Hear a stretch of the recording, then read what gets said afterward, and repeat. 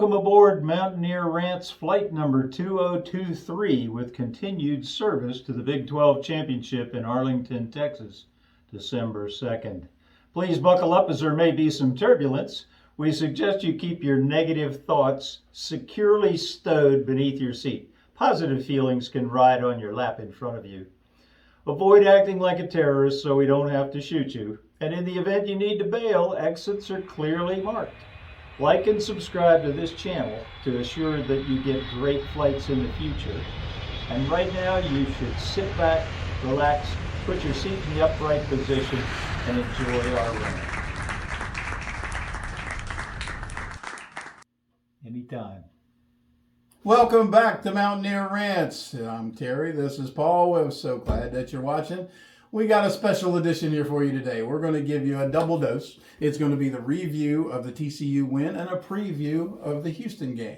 And so to start us with a review of the TCU win, what do you got to say for us? It's a fun trip. Yes, for those of you that didn't see it, we'll get you into the game here a little bit. TCU went to the Big 12 Championship last year, undefeated in regular season. Yep.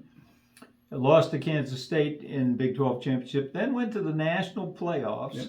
Came into West Virginia undefeated in Big 12 competition last year, and highly favored, expected to beat us, and West Virginia walked away with the victory. At TCU, in their home park. That's what was really impressive to me. So, yeah, they were a really good team last year. They did lose that quarterback, which I think we might have mentioned that. We might have mentioned it in the preview. Duggan had the it factor, and this guy didn't. But moving on. At the risk of self-promotion, you're welcome to look up our preview, and you'll get more background and find out that we were right on the money on this stuff. Somebody said we were going to win it going away. Somebody said get into the fourth quarter, and I think we'd make plays to win. And I think we made the plays to win. They didn't score a point in the second half. It's true. Our defense shut them down in the second half. Fantastic. Of course, one of the highlights of that game was West Virginia blocked not one but two field goals. And that had to be frustrating for them because you can go a whole season and not see a blocked field goal. There were two in one game, one of which would have tied the ball game. Oh, well, both of them would. We were ahead by 3 points, and both of them were under 5 minutes to go in the game, and we blocked them both. It was fantastic. A big shout out to Sean Martin and Mike Lockhart, who blocked the field goals. Unusual. You'll hear a lot of stuff about quarterbacks and receivers and coaches and all of that, but these guys did what linemen are dying to do. Yes. And they did it twice, and they did it against the Big 12 champion caliber team that went to the playoffs in their home field when West Virginia was supposed to lose. And once again, West Virginia didn't lose. That was a nice win. That's 4 in a row now. Isn't that interesting? There's a couple other things that were of note. TCU scored. I was concerned TCU can pass the ball and they have a hurry-up offense, and our defensive secondary was questionable. And they did give up a couple of deep scores. Their quarterback ran for one. And he threw one right there before half that I thought was going to be a big momentum changer too. And this is a team that scored a lot of points coming into this game. But even the ones that they burned us on were just relatively minor mistakes by our secondary. We did not look bad like we've looked in the past. Let's add in another point. Green, our starting quarterback, started again. Now, the game before that, we had Nico, our backup, because Green had hurt his ankle. And the discussion was Green's not 100%. He could go, but his advantage is his speed. And because his ankle hurts, we're not going to play him until he can get his speed back. And then in that week, Nico turned his ankle. So they put in Garrett Green, and Garrett Green, in my opinion, he still wasn't 100%. He wasn't, but he was effective though. He ran for 80 yards and 2 touchdowns, injured. Yeah. He was gutsy, and he's a reflection of that team. That's what this team is. This team is a gutsy team. They play hard, and they give it everything they got. And I just love it about them. They had a highly touted nose guard playing for TCU, and our center, Zach Frazier, ran rings around him. And 2 times in that game, their nose guard was called for defensive holding, something you don't see very often. And it was because Frazier was quicker. Frazier would block him, and Frazier was heading downfield to block other people, and he was grabbing him to keep him from doing that. So he knew he was out of the play. He was trying to keep Frazier from getting downfield to block somebody else. You can't do that. And of course, that guy ended up poking Milam in the eye, and then also hitting Remack in the knee. And it was a very physical game. Don't care much for that guy. I don't think he's a real. It was a very physical game, but we are physical. And once again, we didn't make a lot of mistakes. We didn't have a lot of penalties. We didn't beat ourselves. But we did lose some people. With Milam on our offensive line had his eye poked, and he's questionable. He's questionable. Yeah, questionable. Remack, who also plays on the left side of the offensive line, he got, I think it was a leg. It was a knee, yeah. And he's out. He's out for a while. He may not be career or season, but he's out for a while. Aubrey Burks scared us because he had a serious, apparently, neck problem. A concussion or neck problem, yeah. And they took him away in an ambulance, and we don't know that he's ready yet. He's still very questionable. Yeah. Trey Latham, he broke a bone in his leg. They did surgery on it, but he was carted off too. Rare do you see two players get carted off the field in the same game. And Latham's done for he's done for the season. And then I think McLaurin, our defensive back, they had to pull him out. He had gotten, I don't know if he just got shaken, bell rang, whatever, but he came out and didn't play anymore either. But supposedly he's okay. He's ready to go. And again, TCU was a team that beat Houston 36-13. They beat SMU 34-17. And then they lost to us, only putting up 21 points. And then they turned around and they're going to make us look bad because they lost the next week to Iowa State. They went to Iowa State and they really did not look good. They turned the ball over. Their quarterback got hurt and went out. They had to bring a backup in. And Iowa State out-physicaled them. I think we showed Iowa State how to beat that team is just by physically pounding on them. And I don't believe Iowa State's that good of a football team. The cloud over the Mountaineers right now is that we're not winning by a lot of points, and the teams we beat seem to fall off the cliff the next week. Pitt we thought was going to be a powerhouse. They're now 1-4.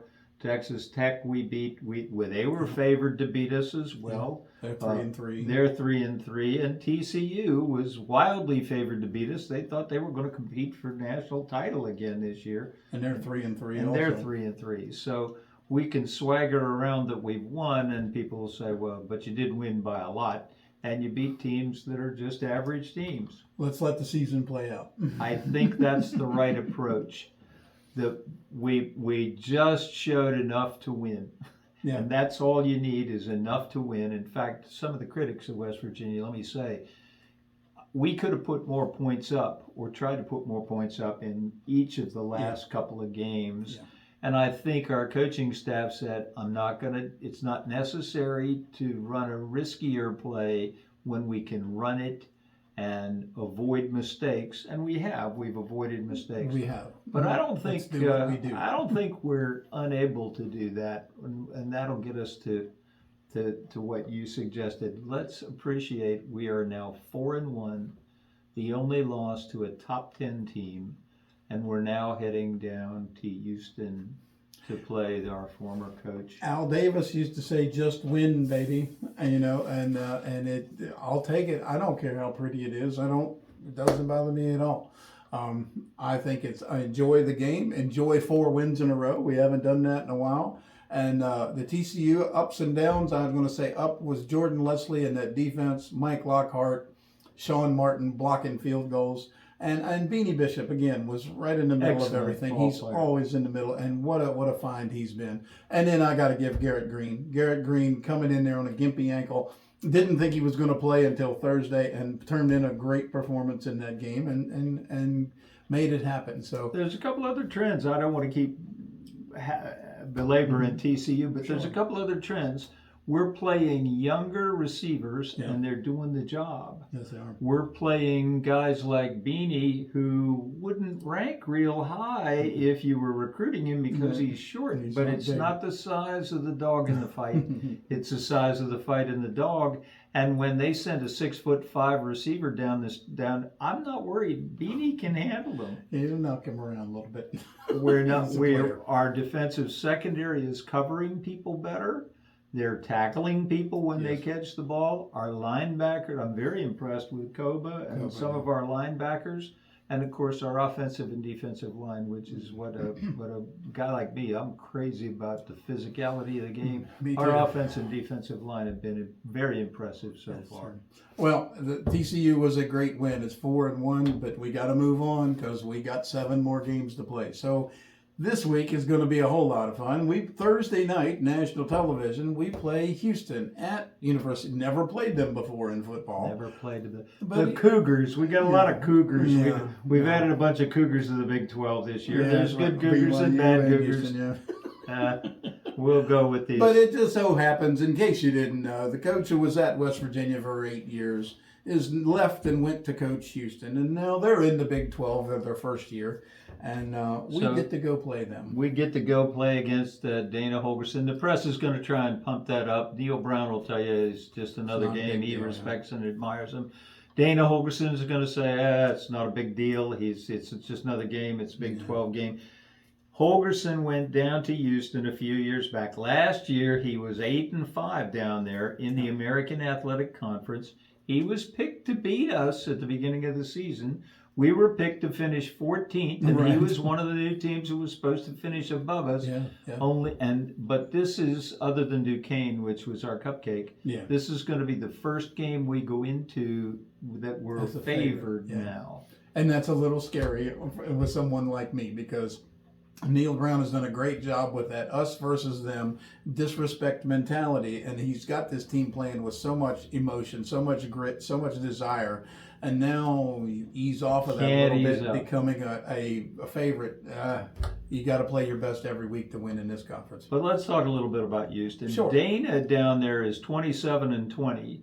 Which is not impressing the Houston people, and if you look on their boards there, they want to run him out. Didn't they say, one of those things they said was, we fire coaches around here that only win 8 games? I think is what they said. They did. In fact, I remember that quote. I think Dana's still around because they're excited about being in the Big 12, and they think he has a foot in the door in the Big 12. In fairness to him, he's won 20 games in the past 2 seasons.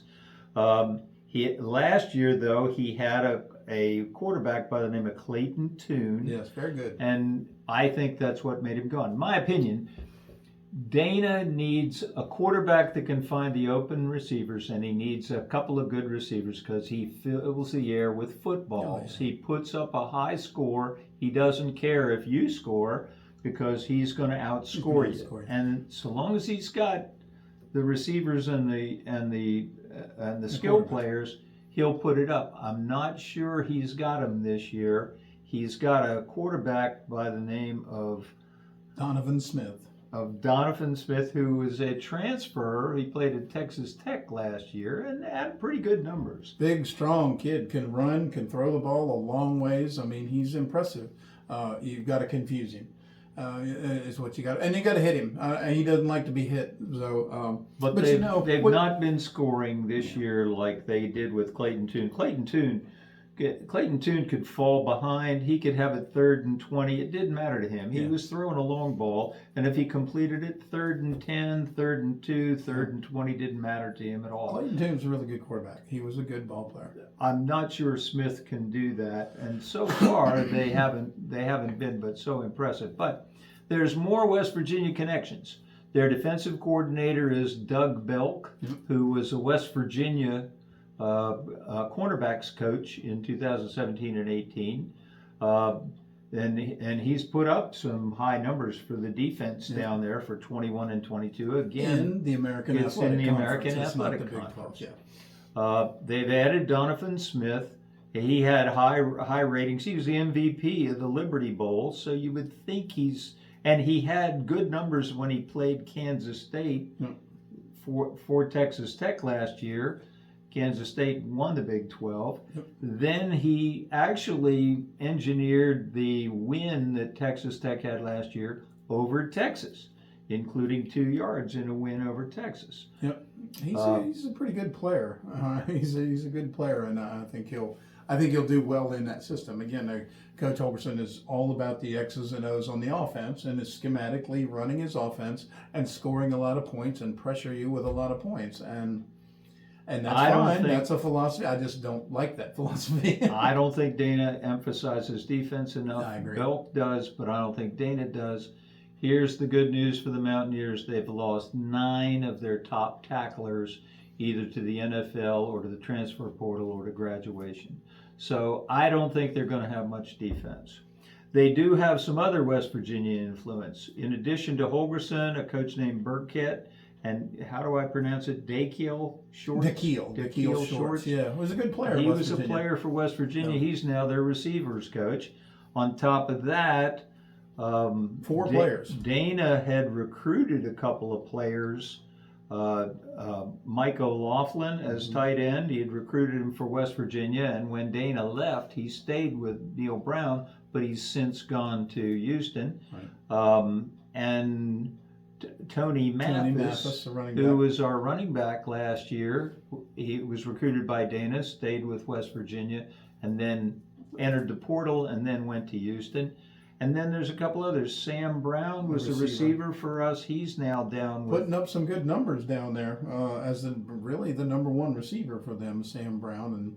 And Neil Brown will tell you he didn't give him a fair shake. He didn't develop him the way he was supposed to. So Neil Brown had a lot of respect for Sam Brown. Yeah. I was a little agnostic about him, but Neil thought a lot of him. I think he was really immature at West Virginia, and I think he's grown up a little bit. And Neil even said that.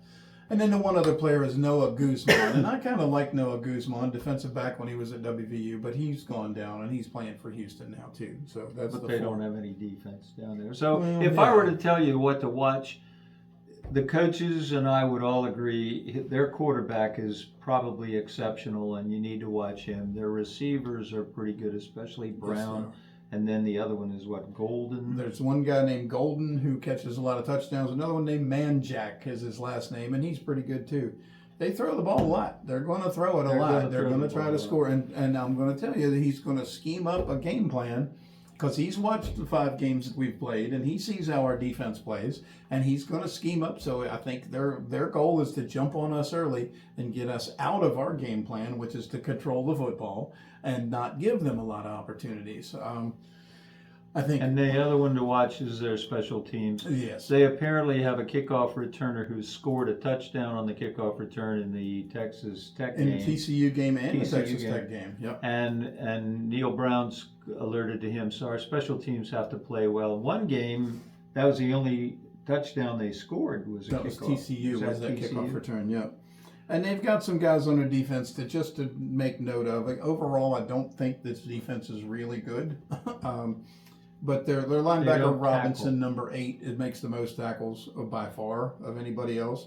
And one guy, Caesar, number 9, a defensive lineman, gets more sacks than anybody else. But overall, I don't think they're as talented as we are. Well, here's my thoughts. We are a better team than them. I think across the board we're a better team than they are. I'm scared of this. We don't play our best game. We've played a lot of pretty flawless type football, pretty clean football, Neil will say. We don't have a lot of penalties. We haven't turned it over a lot. If we throw a clinker in here, this is the kind of team that will put a lot of points on us. Now, I don't want this game to come down to the point where we have to score to win. I don't trust our offense to win a game. I put a lot of trust in our defense to win a game. Get me the lead in the 4th quarter. At the TCU game, I said, just keep it close for the 4th quarter. Get me the lead in the 4th quarter of this game. I think we're going to be okay. But I'm worried. I'm nervous. This one's worried me more than any of them. I think Penn State, I kind of thought we were going to lose pretty much, although we gave a pretty good account of ourselves. I was confident in every other game. Penn State was an if-then. Yeah. If we can do this, then we've got a chance to win. And the if turned out not to be true. Very good point. We've predicted them pretty good since then. This one's an if, then the other way. If we don't play our best, if we make mistakes, then it could turn into a game that we could easily lose because they will score points. Trust me, they're going to put points up. I just think we will too. I say 38-28 West Virginia. What do you got? You've been Well, you know predicting me. blowouts the You last 2 weeks, and you know you're me. making me nervous when you do that. I know. I'm predicting it. I'm predicting it again. My if on this is that West Virginia has to play as well against Houston as they did against TCU and Texas Tech. Absolutely. I don't know of any reason why they can't. They're short a couple of players, but they also have a healthier quarterback, and some of the others have gotten better. By that I mean you can't beat yourself. You can't fumble the ball away. You can't throw a lot of interceptions. You can't do dumb things, and this team hasn't done that. Second, they need to be physical. You only have to ease off just a little bit, and the guy who's not as strong as you will beat you. Right. So you have to play at the top of your game, and we've been very good at. Been doing it. As soon as somebody lightens up, we send in a next man up, and he's doing the job. I think if we do that, I don't believe that Houston has the offense they've had in the past. They don't have Clayton Tune. They don't have the offense like either TCU or Texas Tech. I don't think they put up any more points against us than TCU or Texas Tech did, and that wasn't many because of our defensive secondary. Now Burks is maybe out, and so that weakens us. But I think we're about due to see Garrett Green and our offense lighted up, and this is a weak defensive team. They don't stop the pass very well. They don't stop the run very well. I think we beat them by 2 scores. And I guess that's what you said. I said 10 points, 20, 38, 28. 2 scores. So. I have one last thing, and I didn't say this to you. I want to throw this in. For Mountaineer Nation, we lost a great Mountaineer this last week. Dale Wolfley passed away in his sleep. And that's really sad, because I remember watching him as an older man, watching him as a young kid. I don't know the details about it, but pray for the Wolfley family. Ron Wolfley was there when I was there. Dale Wolfley played there. Stone Wolfley played there. That's Mountaineer family, and he's announced, and he was really helpful to Neil Brown in the transition. He was a liaison to some of the old grads, so we miss you, Dale. Rest in peace, my brother. Let's win this one for the Wolfleys. I'm with you. Thank you all for watching. We'll see you next time.